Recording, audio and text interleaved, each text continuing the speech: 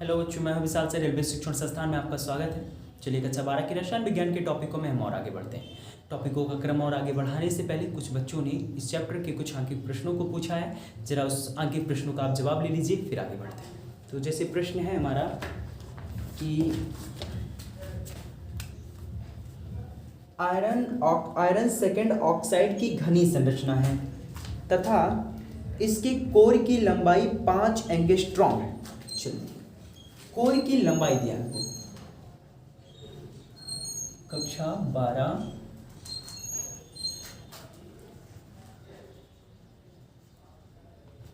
Chemistry. देखिए जरा, iron second oxide की घनीय संरचना है तथा इसके कोर की लंबाई 5 एंगस्ट्रॉम है। हमको कोर की लंबाई दे रहा है, ठीक।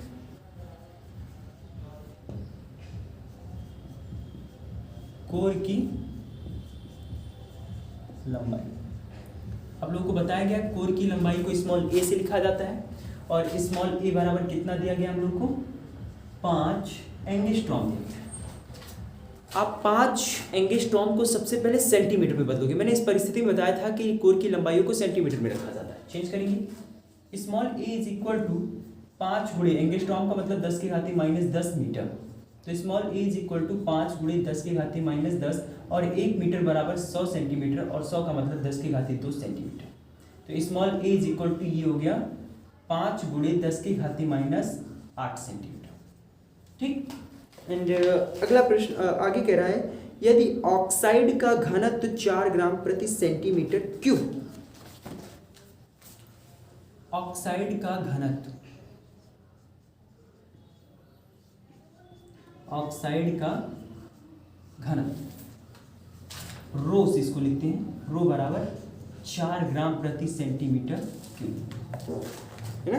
एंड आगे हमसे कह रहा है, प्रत्येक इकाई सेल में उपस्थित Fe+2 तथा O negative minus double negative आयनों की संख्या ज्ञात करिए। यानी हमको कैपिटल जेड का मान ज्ञात करना है। कैपिटल जेड बराबर क्वेश्चन। एंड आगे हमसे कह रहा है कि FeO का आणविक द्रव्यमान 72 है। आणविक द्रव्यमान,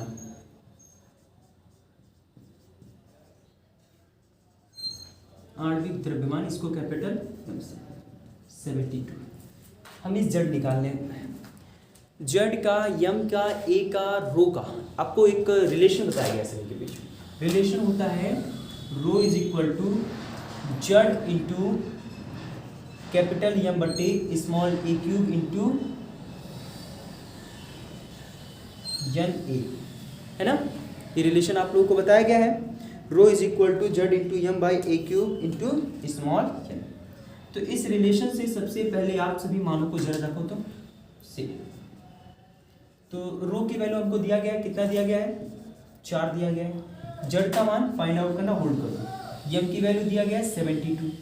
ए क्यूब, स्मॉल ए की वैल्यू यहाँ जरा देख लो, तो 5 गुणे 10 की घाती -8 का क्यूब हो जाएगा, गुणे यानी जो होता है इसे हम लोग क्या कहते हैं, एवोगैड्रो संख्या कहते हैं, अवोगाद्रो संख्या कहते हैं, जिसकी वैल्यू एक कांस्टेंट मान होती है जिसे हम खुद रखना पड़ता है। तो ये हो जाएगा एन ए बराबर 6.023 × 23, है ना। इसकी वैल्यू आपको करीब 0.623 गुणे 10 की घाती 23। अब ये पूरे टर्म का मल्टीप्लाई 4 के साथ कर दूं, तो 4 का इसके साथ मल्टीप्लाई करोगे तो 4 हो जाएगा 12 और 4 दूनी 8 1 9 और 0.6 और गुणे 10 की घाती 23 इंटू 5 का क्यूब करोगे तो ये 125 और 10 की घाती -8 का क्यूब करोगे तो 10 की घाती -24 बराबर इधर हो जाएगा जेड गुणे 72, ठीक। अब यहाँ से जेड का मान जरा निकाल दो, तो ये हो जाएगा जेड बराबर, यहाँ पे मैनेज करेंगे 24.092 गुणे 125 गुणे 10 की घाती 23 - 24 बटे, यहाँ जरा देखो, बटे 72।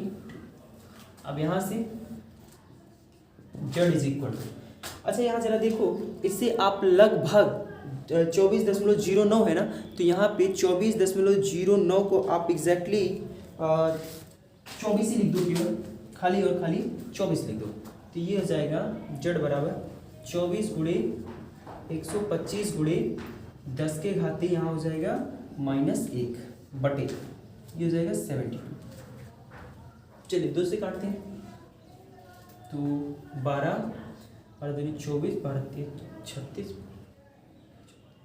12 से काट दीजिए, 12 दूनी 24, 12 6 72। जेड इज इक्वल टू, यहाँ जरा देखिए, ये हो जाएगा 6 करने में 6, 6 दूनी 12 और 6 दूनी 12 और ये जाएगा 0.50 और ये हो गया 50, 6 36, 6 7 42, 6 48, 8 12। तो ये हो जाएगा 20 दूनी 40 दशमलव 40 से 41.6 गुणे 10 के घाती माइनस, मल्टीप्लाई करेंगे तो लगभग कितना आएगा, ये जेड इज इक्वल टू 4.16 या लगभग जेड बराबर आप इसे ले सकते हैं 4। ठीक, ये निकल गया कैपिटल जेड का मान। नोट करेंगे इसको। अगला प्रश्न देखिए,